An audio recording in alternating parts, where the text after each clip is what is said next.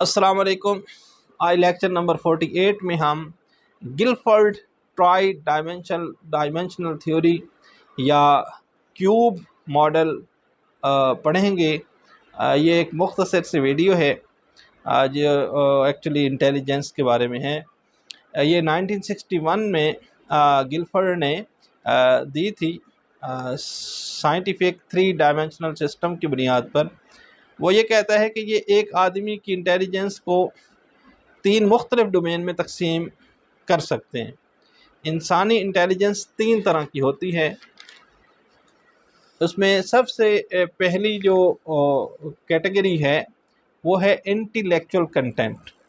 इसकी अगर आगे फर्दर 5 टाइप्स हैं। इस तरह फिर दूसरी है मेंटल ऑपरेशन, इसकी 6 टाइप्स हैं। और तीसरी है इंटेलेक्चुअल प्रोडक्ट, इसकी 6 टाइप्स हैं। तो अगर हम इनको मैथमेटिकली मल्टीप्लाई करें तो हमारे पास इंटेलिजेंस की जो टोटल टाइप्स आएंगी 5 ज़रब 6 ज़रब 6, तो इन सब को ज़रब करें तो हमारे पास इंटेलिजेंस की 180 टाइप्स आ जाती हैं।